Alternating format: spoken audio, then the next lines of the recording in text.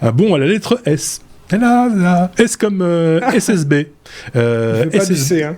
Non, S comme SSB, et j'ai bien dit B, le Solid State Battery, c'est peut-être le futur, Aurélien, ce sont ces batteries avec électrolyte solide, contrairement aux autres batteries qui existent. Mais tu vas nous expliquer tout ça beaucoup mieux que tout le monde. En tout cas que moi, c'est sûr. Donc SSB comme Solid State Battery, tu l'as dit. Donc c'est l'université de San Diego qui travaille là-dessus. Et en fait, donc une batterie, vous savez, il y a une anode, une cathode, et puis il y a une électrolyte entre les deux qui permettent le transfert des charges. Et en fait, le problème majeur, c'est que les électrolytes qu'on trouve aujourd'hui dans toutes nos batteries, y compris nos batteries de véhicules électriques, c'est du gel qui est fait à partir d'un sel de lithium, notamment. Et ce truc-là, c'est ce qui pose problème parce que c'est hyper inflammable. Donc du coup, ils cherchent une autre solution pour ce problème d'inflammabilité. Et ils cherchent à ce que cet électrolyte, entre l'anode et la cathode, soit solide. Donc, et ils utiliseraient également une anode en silicium. D'accord. Alors pourquoi ? Parce que je me suis pris un peu les pieds dans mes notes avec vos changements de programme. Ah désolé. Donc les électrolytes solides sont incombustibles, elles ont une densité énergétique plus importante et elles se rechargent plus vite. Et cette techno-là, elle existe déjà dans des petites batteries type pacemaker. Dans les pacemakers, les batteries sont à électrolyte solide. Mais le passage de ces petites batteries de pacemaker à des grosses batteries pour faire des kilowatts pour votre voiture est très complexe parce que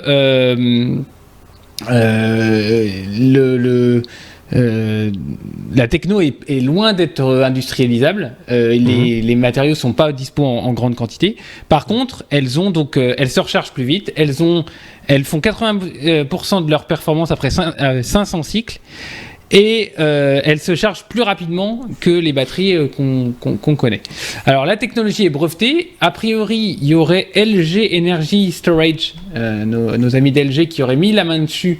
Et donc pour l'instant, c'est des recherches de labo et c'est pas du tout industriel.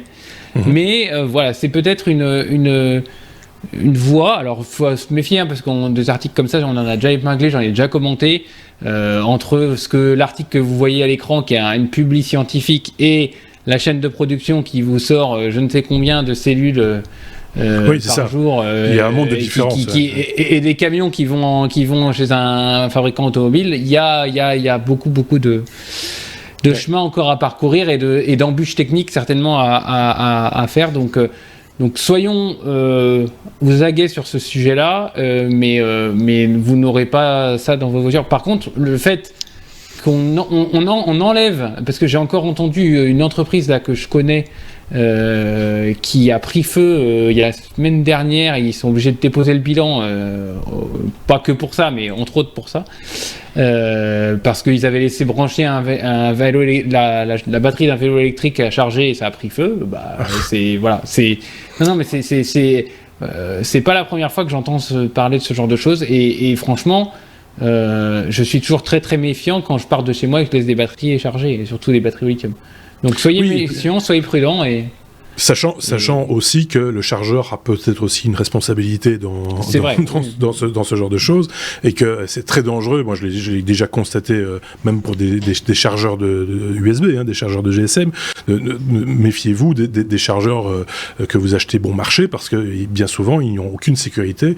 Et moi, j'ai vu des câbles de recharge d'iPhone fondus, en disant c'est de la merde, les câbles d'iPhone. Non, c'est parce que le chargeur, d'abord la batterie était malade, et puis le chargeur, lui, a continué à débiter, et voilà, l'ensemble représentait une masse informe de plastique démoulé et remoulé, assez contrarié et assez triste à regarder.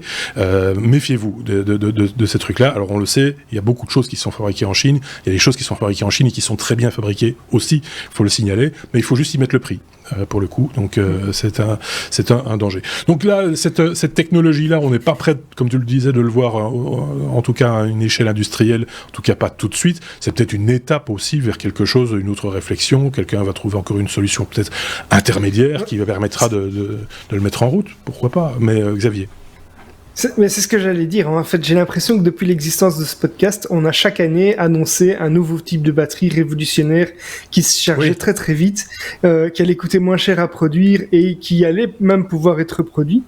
Oui. Et au final, on les voit pas arriver, ces batteries. Non. On a toujours notre smartphone qui tient un ou 2 jours, voire parfois même beaucoup moins. Oui. Alors qu'il y a un bon nombre d'années qui sont passées. Et donc, ce serait peut-être... l'évolution ultime. Ce serait peut-être l'évolution ultime de technologique, aussi bien pour nos smartphones que pour les voitures, hein, d'avoir. Mais la prochaine révolution importante, en tout cas au niveau des batteries, la source d'énergie. Il peut y avoir ça pourrait être autre chose. Ça peut être une pile à combustion révolutionnaire. Ça peut être l'hydrogène. Mais il y a différentes choses. Il y a la source d'énergie. Ça c'est un point effectivement.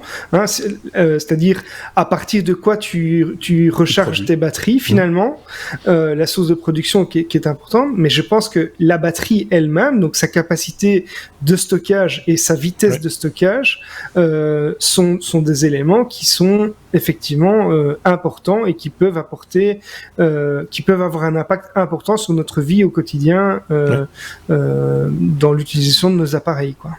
Ça, c'est vraiment une affaire à suivre. Si vous vous intéressez aux nouvelles technologies, et a priori, si vous écoutez les technos, c'est que c'est le cas, intéressez-vous aux batteries, même si c'est des fois un peu technique et un peu scientifique, et qu'il faut se replonger un petit peu dans ces cours de chimie ou de physique ou d'électronique ou d'électricité, tout simplement.